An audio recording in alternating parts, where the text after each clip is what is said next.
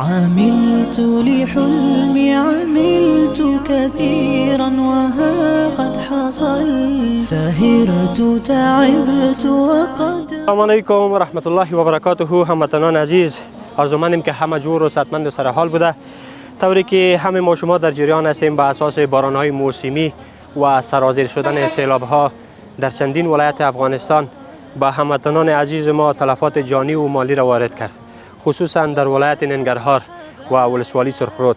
ما در همین ولسوالی قرار داریم، جایی که به خاطر 100 خانواده مواد خوراکی اولیه را در نظر گرفتیم و اینجا برشان آورده ایم که تا بینا به همین مواد خوراکی را که بر از اینا ضررهای مالی و جانی وارد کرده، الله متعال شهدا را مورد مغفرت خود قرار بده و با بازماندگانشان صبر جمیل می‌خواهیم.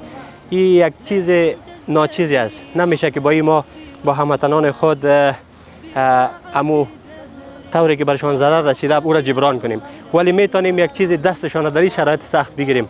از امو هموطنان عزیز خود بسیار زیاد تشکری میکنیم که همیشه در شرایط سخت در کنار مردم افغانستان ایستاد شده، خصوصا به اساس این سیلاب به این هموطنان ما که ضرر رسیده در کنارشان ایستاد هستند. الله متعال اجر دارین نصیبشان کنه. جزاک الله خیر. السلام علیکم و رحمت الله. عملت كثيرا وها قد حصل سهرت تعبت وقد طاب ذا اليوم حلو السماء.